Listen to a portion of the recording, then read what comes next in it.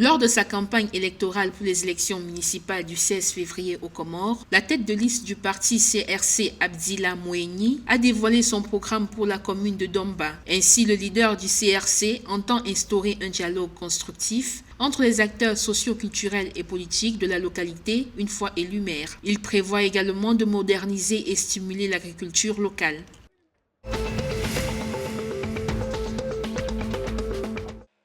Dans sa dernière note de conjoncture économique, la Banque centrale de Madagascar, BFM, a indiqué que les recettes de la vanille se sont contractées de 15,4% en 2024. Il s'agit, selon la banque, d'une réduction de recettes en devises consécutives à la baisse du prix moyen de l'exportation de 74%, et ce malgré une importante augmentation de la quantité exportée. Cette crise traversée par la filière impacte durement sur les paysans producteurs en raison des prix dérisoires pratiqués par certains exportateurs, d'après la BFM.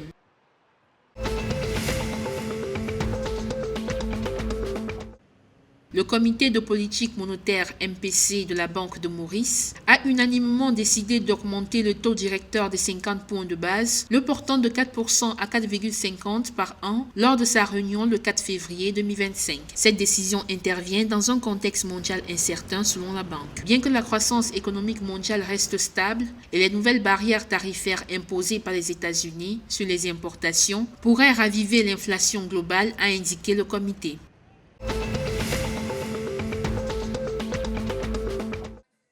Le Bureau national de la Fédération des syndicats des enseignants des Comores, FSEC, et le ministre de l'Éducation nationale ont conjointement levé le mot d'ordre de grève illimitée déclenché le 27 janvier 2025.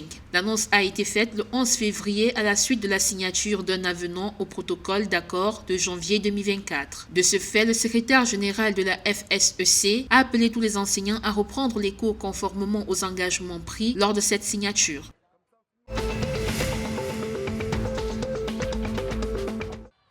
La sélection malgache de basket a entamé sa dernière phase de préparation pour les éliminatoires du championnat continental de basketball masculin d'Afrique 2025. À cet effet, les joueurs internationaux, notamment Rija Lowontan et Djeri Rabibisoa, ont rejoint leurs coéquipiers nationaux déjà en stage fermé depuis le début du mois. Pour rappel, du 12 au 24 août 2025 se tiendra la 31e édition du championnat continental de basketball masculin d'Afrique en Angola.